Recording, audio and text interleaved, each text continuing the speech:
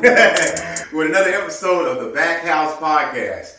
Once again, the Backhouse podcast is amped up wrestling and condomania, and we're also here to talk about we're going to talk about wrestling, comedy. We're going to touch on everything, supporting people's businesses, lives, performances, and anything good in the community of Inglewood, Compton, Carson, Los Angeles, Long Beach. We're here to show that we all are roses that grew from concrete, and there's beautiful things that are happening in the community, beautiful things that are happening in pro wrestling. Just some of the positivity, you know what I'm saying? We beat 2020, you know what I'm saying? It's time to move up. We living, breathing good, and you know what I'm saying? And there's so much negativity in the news, in the world right now. So all we about to do is just show some positive and have some fun on these podcasts. And once again, our condolences to all who we've lost through COVID-19. Everybody, let's just keep staying strong, you feel me? So, without further ado, we on wrestling today, man. And we got somebody who's I was able to train with on the come up, you know what I'm saying? Things like that. I'm about 11 years in, and I met this guy a couple of years in, and he has made his own way in pro wrestling. He's Darwin Finch. It started small, and then Finch just, like I said, it took off. You know what I'm saying? So without further ado, I'm here to welcome my man, Darwin Finch. Hey man, so good to see you. Thanks for having me. How are you, man? I'm good, man. I'm good. It's always good to see you here, man. First time in the podcast, man. I know it. Last time we had your podcast years ago. Remember Amped Up's pre-party celebration? Yeah, good times, man. I got champagne all over. Blew that champagne bottle. Yeah. So let's talk about let's start it off, man. Let's go into your upbringing. Where are you from, and what got you into wrestling? Sure. So I was actually born in a research facility in the Galapagos Islands. My parents were both scientists there. But as I started growing up there, I just, kind of a clumsy kid, knocking over a lot of test tubes and Bunsen burners, and burned a few things down. But so they sent me to go live with my uncle and aunt in New Hampshire. And from there, just hanging out with my cousins, found wrestling that way, and just fell in love with it. I've been a pro wrestling fan ever since. Nice. What made you take the initial step into pro wrestling? We always talk about, that's one of the things we've always talked about with wrestlers, because there's always us being that fan, and then there's that moment to where we say, okay, I want to do this. Oh, absolutely. I mean, I think like a lot of us, I knew I wanted to do it since, being little and, fighting my stuffed animals, and then, in high school wrestling guys in the backyard and stuff like that. Mm-hmm. But I think I kind of let some people get into my head initially, and just decided, that, where I was, there wasn't a lot of wrestling. I'd have to drive like 3 hours to Boston to even go to a wrestling school. So I decided to kind of take the safe route, I guess, and, go to college, get a job and all that stuff. But then eventually, that weight of needing to wrestle, of wanting to wrestle, just kind of weighed down enough on me that I said, if I don't at least get into a ring and try it out, then I'll regret it for the rest of my life. So about like 27, 28 years old, I finally got into the wrestling ring for the first time, and I've never been able to leave. It got a hold of me and hasn't let go. Yeah, I was considered old because I started at 24, so you 28, man. I was when I started, yeah. It was crazy. I'll never forget my first day actually meeting you. And like I said, you posted on a meme, was there, what was your first impression? I remember you had just got off, you had to just get off work or whatever, but you were wrestling with scrubs on. That's right. Yeah, knee pads. Yeah. And I was like, who is this guy? Like, I came, and then, I think it was like one of those things we tag, roll around a little bit. Mm-hmm. And then I was like, this guy's wrestle the scrubs. And then from there, like I said, you know, just being around the dojo in and out, and I got to see Darwin Finch before Darwin Finch. But once you hit the stage, you and Chaz at the time, that's like, it was like a hot thing. The two nerds, it was crazy to see. Oh yeah. And the chemistry and all that was off the chain, because you guys, you know, the fans, you know, all that, you guys had it. You know what I'm saying? Mm-hmm. So, you've gone, you've gone on to now be a journeyman wrestler. Mm-hmm. We all had good experiences, bad experiences, and all that. So, where do you see, since you have this journey so far, where do you see it going? Are you shooting for the majors? Are you want to be an indie? I mean, these days you can, for those who know, you can make solid money on the indies if you, you know what I'm saying, you got your merchandise going and everything. So where do you see yourself doing now on this path? Sure. Well, ever since I've started, you know, I've just been saying that I'm just going to go wherever the road takes me.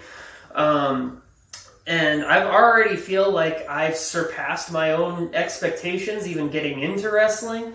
But now that I have gone where I have been before, I always feel like I want more.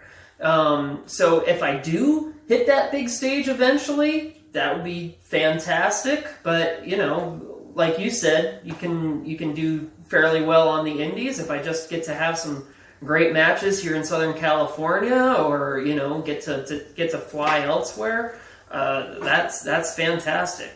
I will say that I have, and as you know, you are also a member of the Wrestling Pro Wrestling roster. Yes. And I think we both share the extreme love for that promotion. I can't wait till that come back. Exactly. And shout out to Brian Kendrick. Yes. He puts his work, and he single-handedly picked all of us up. You know, and he didn't have to. You know, he could have got a lot of. You know, he world-renowned stars, but he chose to actually do a project and work with a lot of local talent. He's let a lot of guys shine who would probably, not to say never, but weren't being given those opportunities. Yeah, that opportunities. Yeah. So really big respects to Brian Kendrick and WPW, because they've helped a lot of us. You know, like I said, there's been times I've been.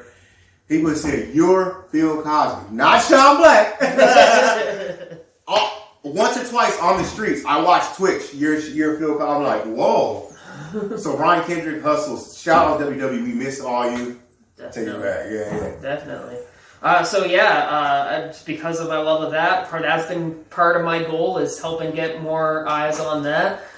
Since being involved with yourself and Amped Up Wrestling, and the love that you have for this promotion, being here to help these kinds of promotions that are here to support the community and support the wrestling scene. I want to help bring those up as I help bring myself up. Yeah, because we're not, like I said, we're not just about the wrestling. I mean, you had the experience. It was about the community. So, as far as that, since you talked about us and Amp, you family, tell them about your experience, because you even said when that battle royal, when you won that battle royal, that till this day, you guys, and Jason was there, everybody.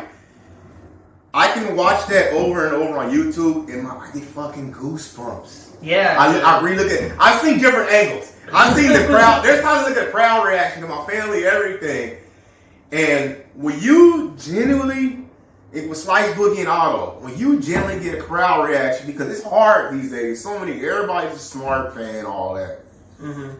When you get that old school Dusty, that Ron Simmons beating Vader reaction, that Shawn Michaels beating Bret reaction, that Stone Cold, to get that reaction is a white nerd in the hood. How did that feel? Because I damn near get goosebumps and get teary-eyed over that shit. That was incredible and unexpected. You brought it out. I think what helped a lot was when the doors were opening, I made sure I was out there. I was seeing the people, I was making them laugh, I was making them feel welcome into the building, and then I worked my butt off in that battle royal, between both eliminating folks, almost getting eliminated several times, taking a beat down from Othello. So I think all of that just accumulated as a perfect storm for that one moment to make everyone go wild, and it's still one of my favorite moments in wrestling, period. Yeah, that was big. Like I said, please, like I said, I think it's Amped Up first match ever we had. And to see that crowd reaction, it was like a mania reaction, bro. Like, no lie. And I exaggerate stuff, I know. But maybe we can throw that in there, Jason. Yeah. As we're doing this. Yeah. So, yeah, man, we talked about everything, you know what I'm saying, today. Social media, your merchandise, everything. You want to Sure. pump that? So you can follow me on Facebook, on Twitter, I'm at Darwin Finch. On Instagram, I'm at Punk Rock Poindexter, and I have a Pro Wrestling Tees store. It's just prowrestlingtees.com/Darwin Finch. And you can find my matches on YouTube. Check them out. Yes. And Darwin has plenty of us with AMP too. So scroll down and make sure. And thank you guys. 201 subscribers. Yay! Hey, I know we had like 5. But we've been hustling. Remember, like and hit subscribe on YouTube. Tell a friend. Hit that, even if you dislike it. We just need to, feel free to comment. Give us those reactions. We're almost there, you guys. The governor said some things. So trust me. We love the podcast and we love the interviews, but we miss the wrestling. So let's continue to stay safe. Listen to what everybody's saying. If you vaccinated, if you need to. All that stuff. Let's just continue to stay safe, protect it, do things the right way so we can all get back on our feet and we can get this wrestling back popping. Everybody want to see Amp again. Everybody want to see Darwin again. Everybody want to see, it's all love, man. Let's get SoCal wrestling popping. Let's get the workers working, but long as we safe before we do it. So, yeah, let's not play with this COVID stuff. Anything else you want to end on, man? No, man, just everybody have fun, be safe. I can't wait till Amped Up is back and we get to work again. Yes, sir.